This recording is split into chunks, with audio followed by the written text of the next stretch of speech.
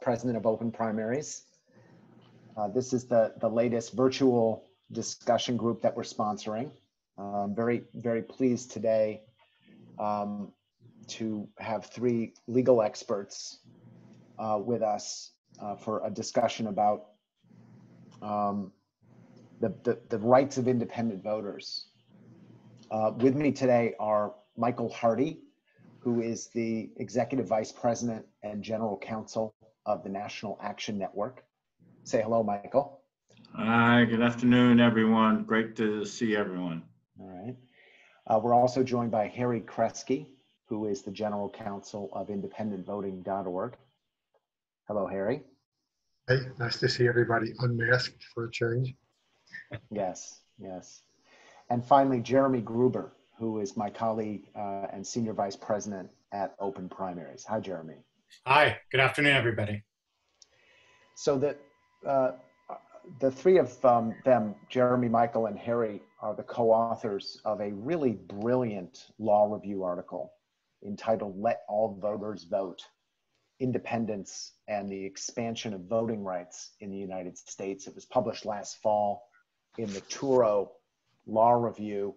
The central thesis of the piece, which I really encourage everyone to read, it's on our website, it's on the Turo website, it's easy to access.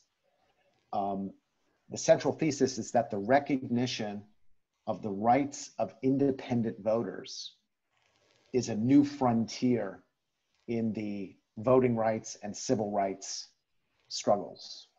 So I'm very pleased to be able to talk with the three of you about your piece and some of the ways in which it's increasingly relevant in American politics, including a court ruling today coming out of New York State, which I want to ask you guys about. But let's start at the beginning. So what was the impulse for the three of you to write this law review article? Well, I think I can take a first stab. There were, for me at least, I think I can speak for us, there were two sort of general reasons. The first, there is a complete lack of literature on the issue of independent voters from an academic standpoint, from a legal standpoint. There is very little scholarly work that's being done on this issue. We felt it was really important to lay down a marker to begin a more fundamental academic discussion of this issue. But more directly, as we were seeing from court ruling after court ruling, it became clear that the judiciary in this country lacked a basic understanding of the issues at play with the rise of independent voters. And it was really incumbent upon us, the activists and advocates that work on this issue, to begin a conversation with the judiciary and with the public at large about the critical issues that are at play here. And so the article was an attempt to begin that conversation. Got it. Michael, Harry, do you have anything to add? Just one thing, which is that it's implicit in what Jeremy said, but just to specify that there's a great deal of literature on voting rights coming from the vantage point of the civil rights movement. There's articles about impacted various voting regulations on different constituencies, women, gay people, Native Americans, but there's virtually nothing in the literature about the rights of independence and the way in which the conjuncture of the state, the parties, the courts, and independent voters interact. So we were also trying to redress the one-sidedness of what's out there.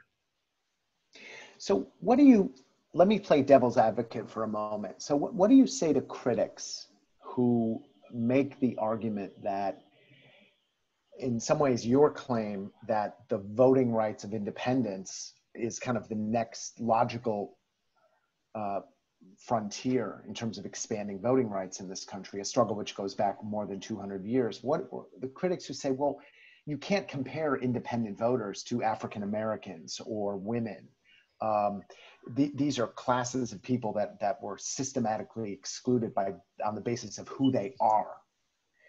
Independence is a choice. It has to do with how you register to vote and how you think of yourself. It's not a real class. How do you think that is that a valid argument? Or what do you think about that? Well, it's not a valid argument at all. And to be candid, a lot of times what I find is people just don't understand what the nature is, other than whether you're a registered voter in one of the main parties. And beyond that, they just don't have an understanding of the rights of voters and voters as voters. And I think that's what was intriguing about doing this piece, because I think in some respects, at least for me,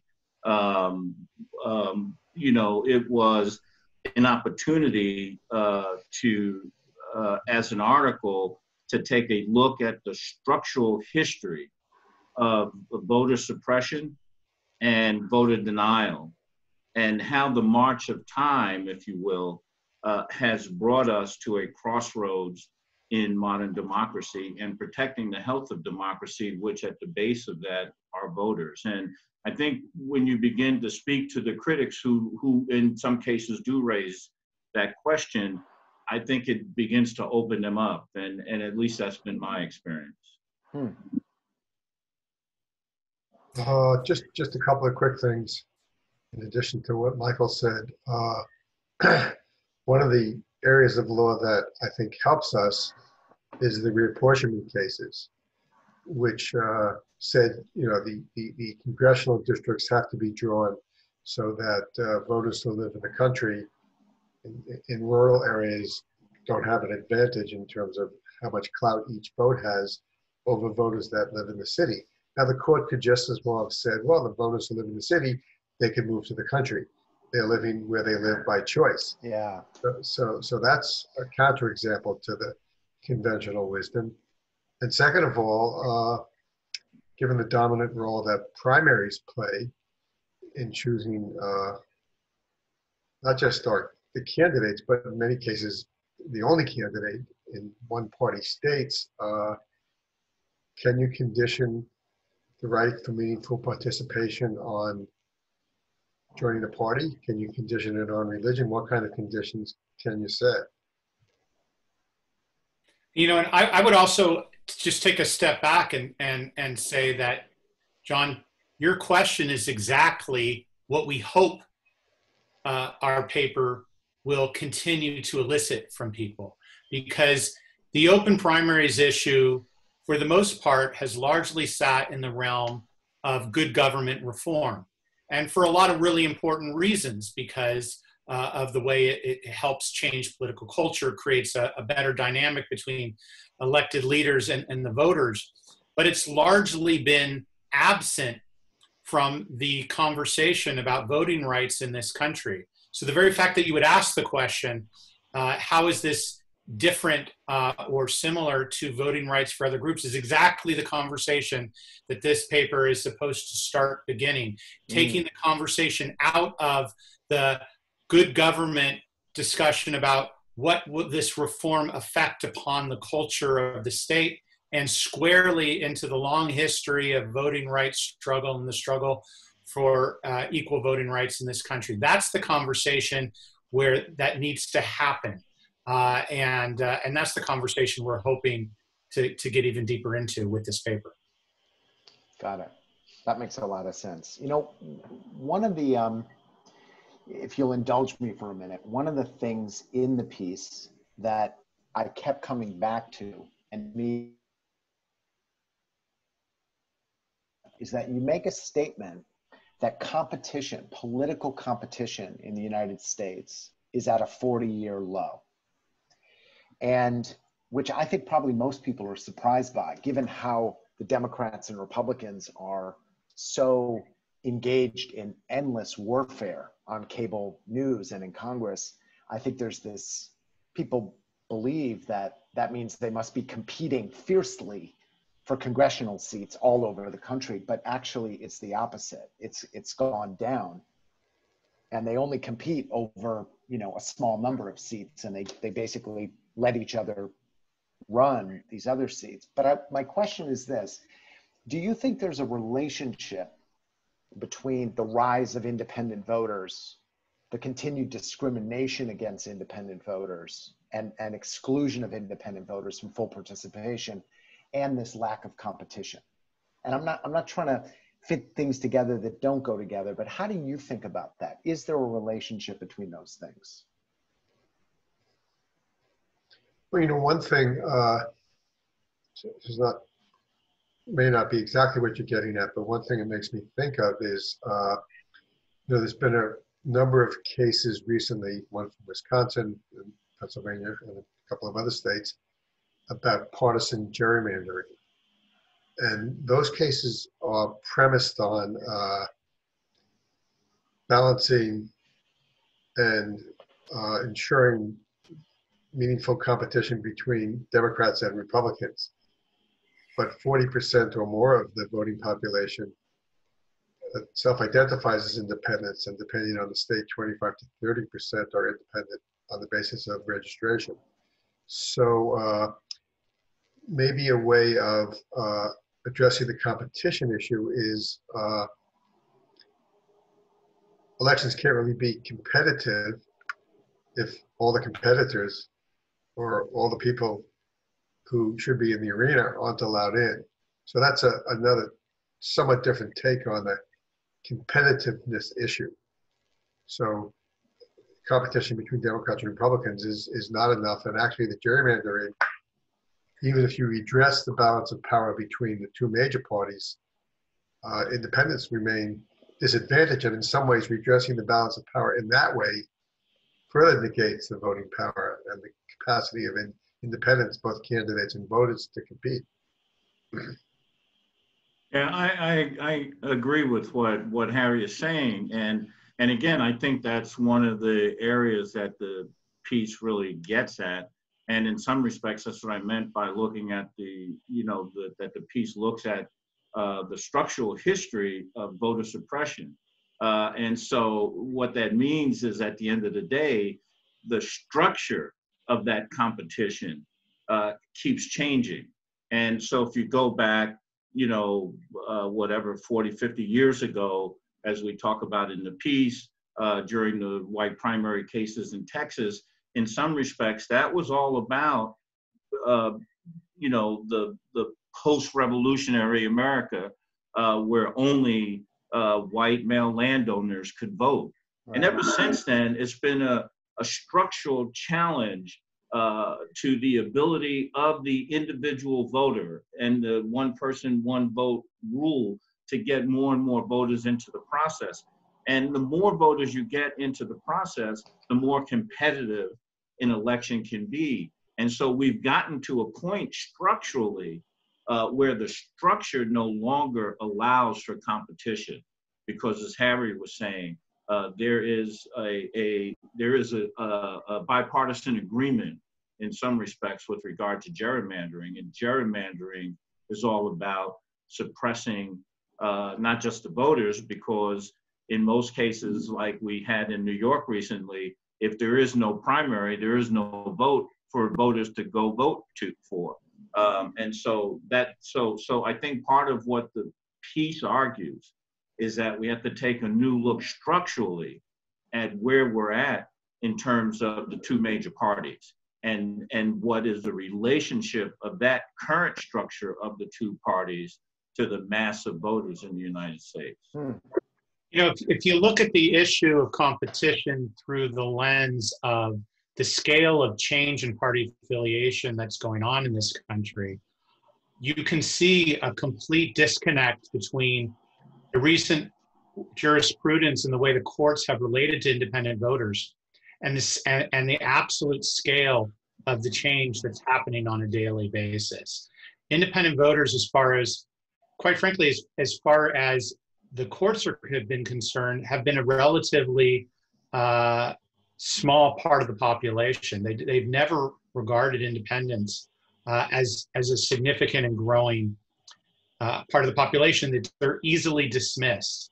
And I think you can see from the recent numbers how just uninformed the judiciary has been about the rapid increase. And this is, it's not hard to understand why. It's only recently that our own political discourse has really recognized independents as actual voters. We used to talk about independents as leaners. We don't really do that anymore. We used to talk about independence in terms of how people sort of saw themselves because the registration numbers weren't particularly high. We don't say that anymore because the registration numbers are astronomical. We know that independent voters are going to be now the largest group of registered voters in a handful of states within a few years, and the second largest group of registered voters in almost every other state. And that's putting pressure on the entire system of electoral politics in this country. And that's really what is pushing the growth of this issue, the debate over this issue, and the conversation that we're having right now. You know, I want to ask a follow-up question about that, Jeremy, but before I do, we're going to open it up for your questions in a few minutes. The way to ask a question is as follows. Go into the chat section, put your name and state, and then type a one-sentence kind of summary of what you want to ask. Then what I'll do is call on you and then take yourself off mute and ask the question. I'm not going to ask the question for you, but it's helpful to see in advance kind of generally what you want to ask in case there's multiple people that want to ask the same question or something like that. So again, go into the chat, name, state, and then a one-sentence summary of what you want to ask, and then I'll call on you when the time comes. But a quick follow-up to that, Jeremy. So just yesterday, the New York State Court ruled that the Board of Elections in New York couldn't cancel the Democratic presidential primary. And I read the court ruling this morning and some of the press coverage of it. And basically it was a case study of the courts moving in rapidly. I mean, the suit was only filed last week. They moved in very quickly to protect the voting rights of registered Democrats. And I applaud them. Registered Democrats should have their voting rights protected. It's a good decision. But the experience in reading the court case was exactly what you're talking about, Jeremy, how the courts, they know how to protect the voting rights of Democrats and Republicans. They don't know how to protect the voting rights of independents. And that seems like such an important element of your piece, is kind of pushing the courts to better understand voters who don't want to join political parties. But was there other things in the court ruling that you found particularly interesting or relevant to this discussion? I thought one of the positive aspects of the ruling was an assertion, both implicitly and explicitly, that if the public and the state of New York is going to pay for these primaries, then we can't allow them to be manipulated by the parties in their own self-interest or in the self-interest of the candidate that the party insiders favor, of course, who's now the presumptive nominee, Joe Biden. And I thought the judge actually rendered an important decision, and in some ways a decision that goes up against the grain of some of the other rulings in this area. For example, after the 2016 election, Bernie Sanders brought a lawsuit saying that the Democratic Party rigged the election, the primary elections, and the whole process in favor of Mrs. Clinton. And the court said, well, the Democratic Party has the right to rig its primaries and its nominating process however it wants. So this judge took a somewhat different stand on that. Right. That's positive. Yeah, let me just pick up on Harry, because I actually, this is my little takeaway. And in some respects, you know, New York City at least has taken one step, what I think, in the right direction by bringing in ranked choice voting. You know, I know many here have been advocates of open primaries. And in a very interesting way, obviously, you know, the case is about the associational rights of voters, parties, and candidates, which is the base in many ways of what the article was about, and looking at that from a historical perspective from then to now. But what I found interesting is that, you know, we've been fighting in all across America to bring about top 2 open voting. And what I really found interesting in reading this was that if New York State, in fact, had open primaries where the voters did not have to change their registration in order to vote in the primary, and they closed the primary, then the very voters probably who were bringing this suit to open the primary would have been independent voters possibly, as opposed to Democratic Party voters. And so the whole right to challenge the closing of the primary would have been very different. Huh, that's interesting. All right, I want to open it up for questions now. I'm going to turn it over to Mark Ritter from Kentucky. Mark, take yourself off mute and ask your question. Okay, thank you, John. My question is, when discussing open primaries with the public, and that could just be a small group of my friends, actually, how does one best describe the mechanics of an open primary? For example, California's top 2 method may not sell here in Kentucky. I have trouble getting very far with my quest as an independent voter once I start getting into the mechanics of how an open primary will work. So that's my question.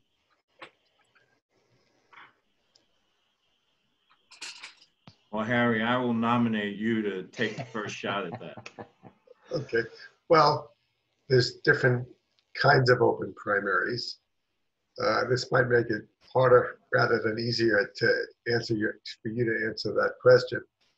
But I think there's kind of two elements of open primaries. One is allowing everybody to vote, and 2, what a primary is.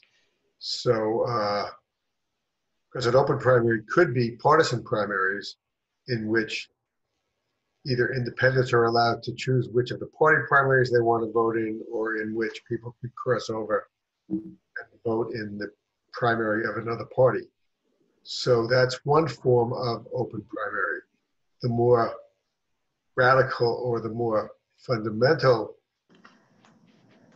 the more challenging kind of open primary is one that isn't a party primary at all, where primary means the first round of voting rather than a party primary or partisan election.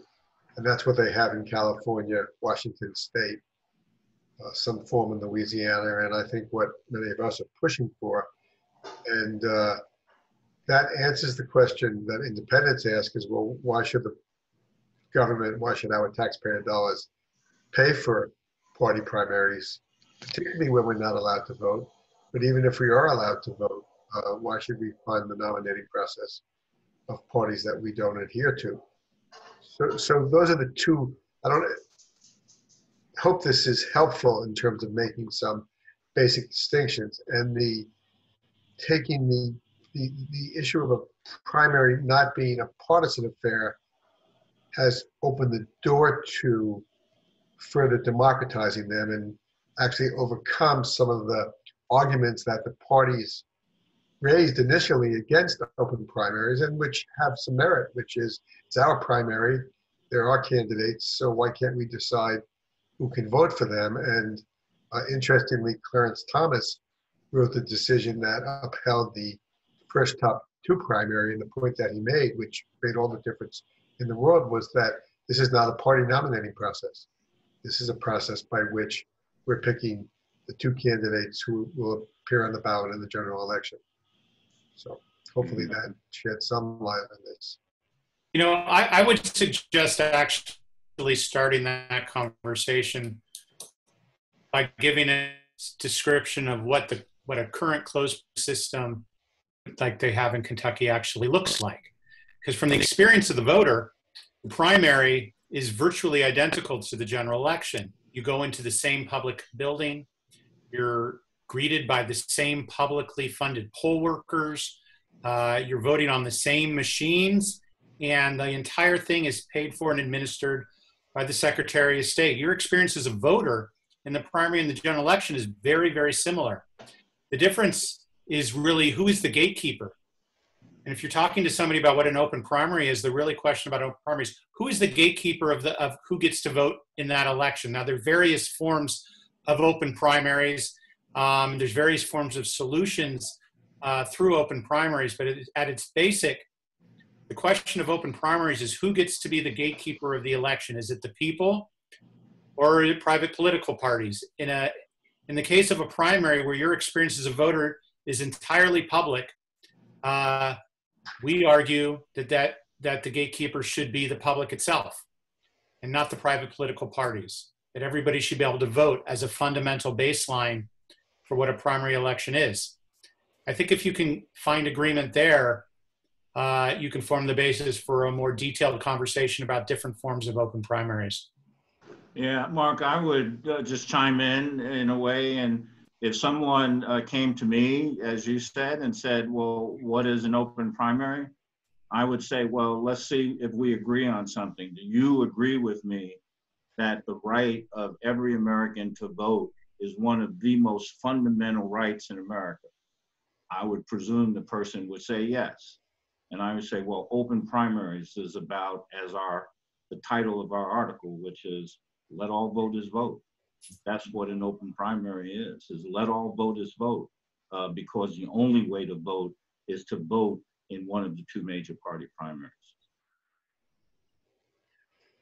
All right, our next question comes from Dr. Jesse Fields in New York. It's a question on the relationship of the courts to the party system. Jesse, go ahead and ask your question. Okay, thank you very much. Glad to be here with you all. And my question is about the judiciary and the fact, in my opinion, that the judiciary is not independent of the political branches of government. There are many overlaps. The members in terms of the Supreme Court, the members are nominated by the president and then voted on by the Senate, and this carries on throughout the court system. So the structure and constraints of two-party control, it seems to me, is all within the courts, including the Supreme Court. Some of the most consequential and progressive decisions that the Supreme Court has made, Smith versus Albright in 1944, giving African Americans the right to vote in Democratic primary, the Texas case that you spoke about, Brown v. Board of Education, 1954, and the 2015 Oberville versus Hodges that recognized the constitutional right of same-sex marriage. None of those decisions required the court to upset the two-party framework and to question the constitutionality of the party's control of our government and of our political process. So it seems to me that part of the mission of the article is to enlarge the vision of the courts and to help us all enlarge our vision and understanding of the history of judicial decisions and voting rights. So is that changing? It seems to me that is a structural impediment in the courts. The fact that they're so intertwined with the two-party system, I think that blocks their vision and blocks the vision of many. Independents are now 45% of voters. However, we're not recognized, we're not given equal status. So how do we enlarge the vision of the courts given this structural impediment? I think that's a great question, and I'll take the first shot, Jesse. And again, I think that's one of the things that our piece does, is we, in some respects, our piece is aimed at the judiciary, because we say that, here's a blueprint for understanding this history around voting and learning what we think the judiciary needs to know in order to more properly adjudicate these types of issues that come before them. But one in particular piece of the article, our Law Journal article, was a case that we cite in the article, which is Nader versus Schaefer. And it was a 1976 case. And in that case, the court, in deciding to basically keep the party protected, in essence, wrote that no one party's primary determines the outcome. And I think the important thing that even some courts, and you may even argue, as Harry just did, that the court that decided the case today are having a little bit of this view. You know, that may have been the view back in 1976, and it may not be the view today. And in 76, though, which is something very helpful, what the court basically said in making that statement, it basically said that the court deemed that primaries are elections of particular interest, meaning for the members of that party, that this primary is of particular interest to the members of the party, as opposed to elections that are of a general interest and would be subject to a stricter level of scrutiny. I don't think that there's any argument today, when you look at the primaries of either major parties, that they are elections of particular interest. No, they are in fact elections of general interest, because those are the, in fact, elections that determine who in fact will be your representative. Right. All right, I want to switch gears for a second. We have a question from Sue Davies in New Jersey about legal tactics. Go ahead, Sue, ask your question. Hello, and this has been great. And great that I go right after Jesse, because Jesse asked about the courts. I'm in New Jersey, we don't have INR. So the only route to open primaries is the courts or the legislature. And you know, both of them are problematic, but my question pertains to can you speak to a little bit about the strategy court-wise to get open primaries? How does a case get to the Supreme Court or go through the courts? But strategically, I mean, I know the paper is one part of that, but how are you thinking and where are we going? Let me take a shot at that. If you speak to most independents or many independents, first thing they'll say is, well, why should we pay for these primaries if they benefit the parties and if in many cases we're not permitted to vote in them? So we're currently exploring, and we took a shot at this in New Mexico, cases that challenge the public funding of primaries that aren't open to all voters. Mm-hmm. And the New Mexico Supreme Court ducked the case by dismissing it on procedural grounds without having to reach the merits, but we're continuing to work on that. Another piece of the legal puzzle, which an attorney we're working with, very accomplished New York attorney named Alexander Shapiro, she raised another avenue in which to engage that issue, which is, I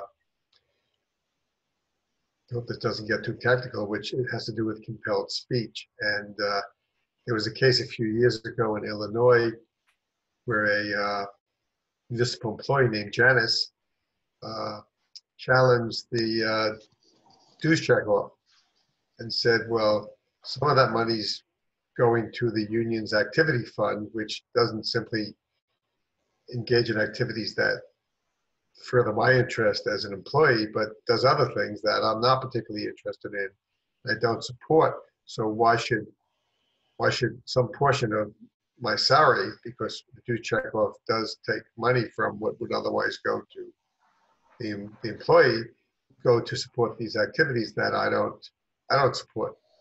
It was a case from a right of center point of view, but nonetheless, it's a very, very valid question, and he won the case. So one of the things we're exploring is, well, if our taxpayer dollars are going to support parties that or that we don't believe in any of them, or we don't believe in one or the other of them, then are we being compelled to support speech that we don't choose to want to make? So I think those are two avenues.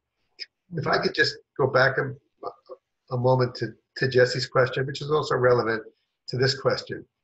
I mean, of course, the judges come from the Democrat and Republican ranks because that's Right. who controls Congress and the state legislatures. So in some ways, it's our challenge as independents and as organizers and activists to do something about that. And that's what's going to change the makeup of the courts and the makeup of everything else. And we're working on that. We could be working faster. We could be working better. If we had more resources, we would be. But nonetheless, I think that's important. And if 44% of the country self-identifies as independents, then the independents, all of us, need to get on the stick and do something about the current situation. You know, there's a common theme to the two legal approaches Harry mentions, and that is that particularly in recent court cases, the two major political parties have increasingly asserted more and more publicly that they are private entities. And if they are private entities, as they have claimed and as the courts have found, then it follows to question whether public funds should be used to support their, quote, their elections, and whether voters should be forced to associate with these private political parties in order to vote in publicly funded elections. So both the different legal theories sort of follow from the party's own assertion of who they are. And that has, and their increasingly public assertion of their private nature has opened up opportunities, I think, for new legal challenge. And it's also worth, I think, it's important to note, if you look at sort of the history of voting rights challenges in this country, they've largely been built upon a two-party structure. And we may have fought against some of the excesses of that two-party structure, but we've never challenged that two-party structure in the way that we are now considering. And that is a new front, not just with the courts, but it's a new front in the way we look at voting rights in this country. And the framework that sort of the civil rights community has used in order to build the relationships and tactics that they legitimately have had to in order to gain success. So it really does require a sea change, not just in the way the courts look at things, but in the entire way we approach voting rights in this country. Got it. All right, we got a bunch more questions. I want to try to squeeze them in before we end here because they're all great questions. I want to start with Mike Kennig in Georgia. He has a question about what is the implications of this in states like Georgia that have nonpartisan voter registration. So Mike, go ahead and ask your question.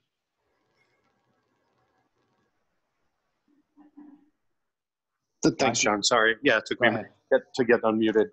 So yes, not only do we have nonpartisan voter registration, we have quote unquote open primaries, but they are still separate partisan primaries. And I'm listening to this conversation and others like it, trying to figure out how the legal or any of this lawsuit, again, using the all voters vote, let all voters vote litmus test, we have that. That's not the issue. Everybody can vote. You never check a box that ever declares yourself anything. You just walk in and say, I want to vote in the Democratic primary. I want to vote in the Republican primary. You've never checked a box that declares yourself a Republican, a Democrat, unaffiliated, independent, anything. So I'm curious, is that feather into this discussion from an independent perspective, or from, more importantly, a legal perspective? Do any of the legal arguments that are being considered or potentially already underway, take a situation like Georgia into consideration? Would Georgia be affected by this discussion? Well, we've kind of, in our New Mexico case, which, as I said, didn't ultimately get decided on the merits, we kind of wrestled with that because New Mexico is a closed primary state and a partisan registration state. So One way to frame the suit that we elected to do was to say, well, state can't fund party primaries that don't allow everybody to vote. And of course, in preparing for the response that we expected from the state, we really struggled with, well, if that's the case, well, why should the state be able to pay for party primaries even if everybody can vote? And we decided not to go down that road because we hedged our bets and thought, well, if we take that position, we have less of a chance of winning than if we take the more narrow position. But I think ultimately, from the vantage point of independence and the vantage point of our tax dollars, yeah, why in the hell should we pay for any party primaries, period? But it's, and in the open primary states or the states that don't have partisan registration, you know, that's a real issue.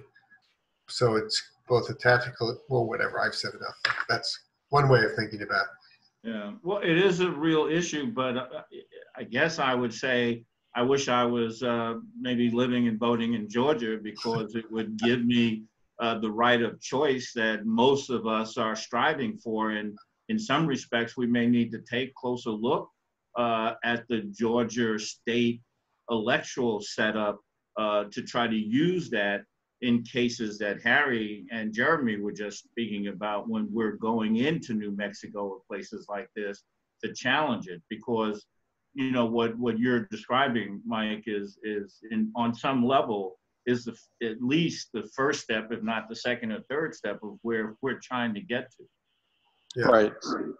So this is Mike. I know we're short on time, and John, I know you're trying to get to other questions, but go ahead. I think, you know, just the earlier discussion, you know, several of you may have seen a poll I put on Twitter a while, not too long ago, about sort of what is everybody's definition of open primaries. I do think the importance of the different types, you know, I think, you know, even those of us who are in the space and can even keep up with this kind of conversation, you know, start using that term open primaries. And sometimes we mean, you know, one thing, and sometimes we mean another, whatever.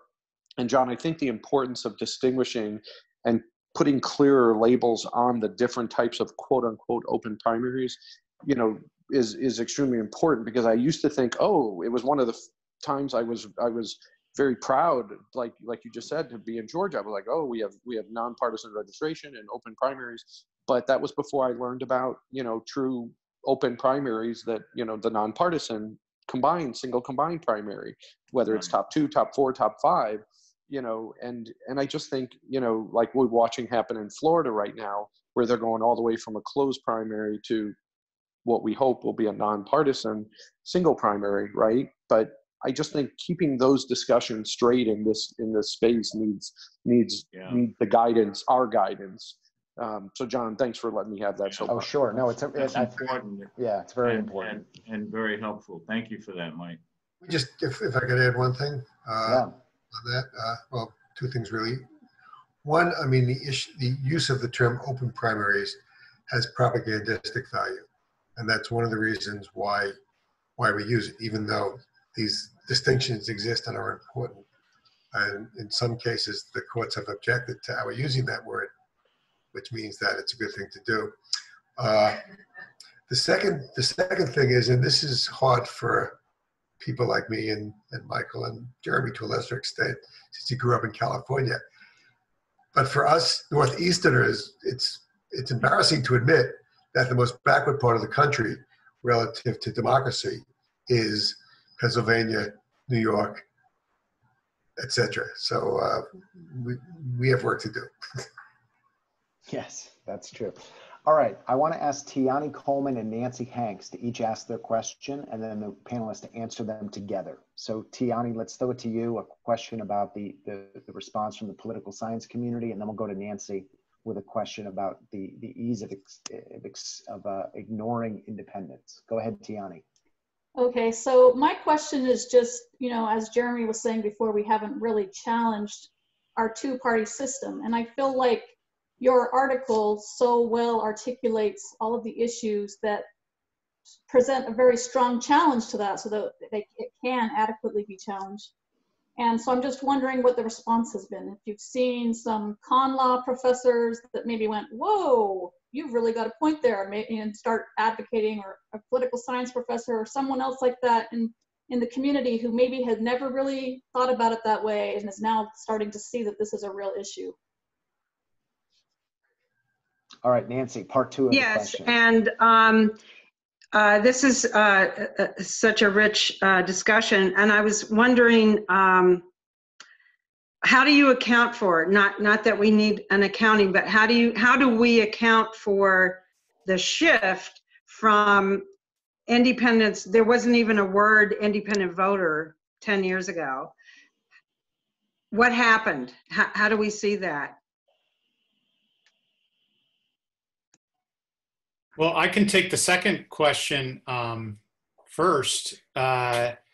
We've seen a real rapid change in the way independent voters are recognized politically in this country. And that's largely been because of independent voters themselves. They have, more and more Americans have simply registered independent. And that has taken, I think, a lot of the cover away from those who would claim that independents are a false construct, because we no longer have to, they no longer allowed to sort of hide behind the idea that, well, people see themselves as independents, but they're really Democrats or Republicans. What's happened is that so many Americans have now actually registered as independent or unaffiliated that those actual registration numbers have become so staggering that it has forced this conversation. If there's anything that can tell you how fast this conversation has evolved, it's that independents Americans have no longer just relegated themselves to claiming they were independent. They've actually gone in and registered that way. You look at a state like Oregon, for example, which has closed primaries. They're a few thousand voters away from registered independents being the largest group of voters in the state. Those are numbers you can't walk away from, and it's pushing the whole system from the political class all the way to the public and everybody in between to have a serious conversation for really the first time in many, many years.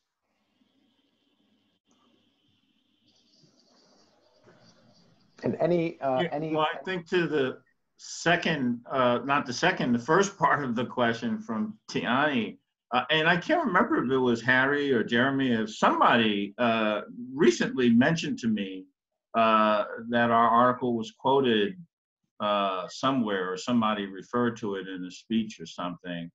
I know that I've spoken to the provost at Toro, which is the university that published it, and she did tell me that they had a enormously tremendous amount of hits. Now, I don't have the paper on that. Maybe she was being kind to me, but that I don't think she would misrepresent that. So, a woman named Anne Reynolds wrote a book about voting. I forgot exactly what it was about. Well, Kathy's got it right there. She quotes from the article, "When Women Vote." That's great. Yeah.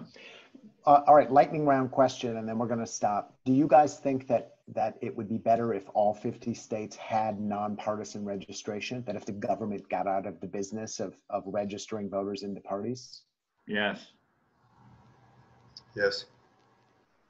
Yeah, I mean, going back to the question about Georgia, I mean, the issue of open primaries really puts on the forefront how many aspects of our election system are orchestrated to the advantage of the parties and has taken the burden off of the parties. And that includes maintaining the registration rules. I mean, how do the parties in a nonpartisan registration state know who their voters are? It's because the state tells them.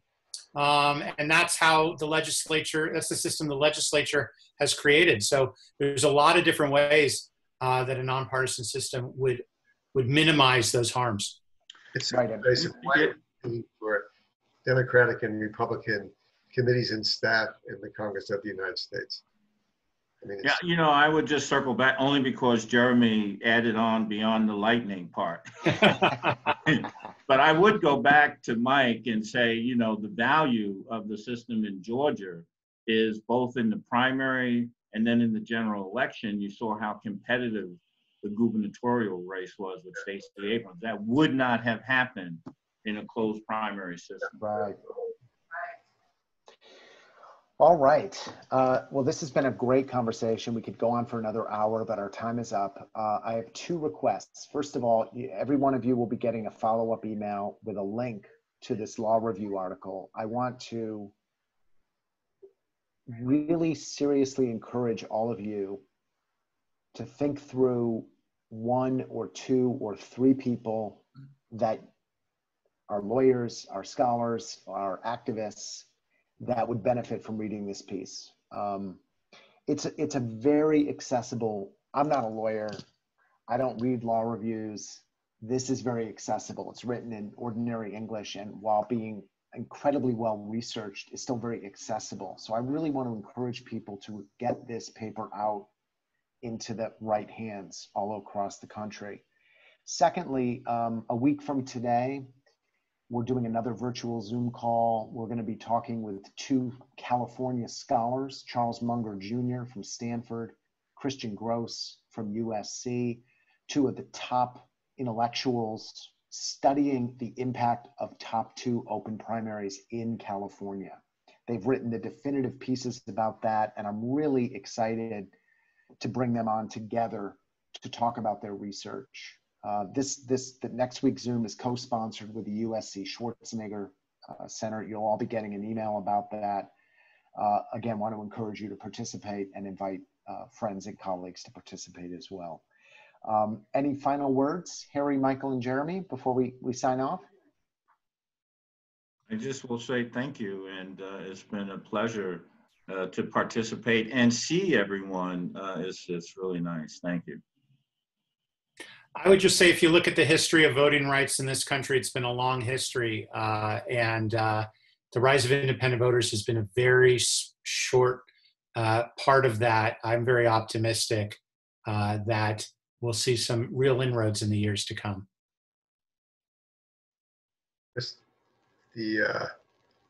Once this damn pandemic is over, it's important that we keep working and we expand and become more aggressive in addressing the question of, did the parties and how partisan our government is have something to do with the fact that America was so unprepared for what it is that went down.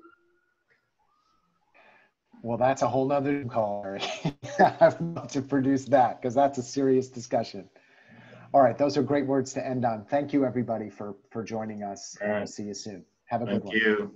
Thank you.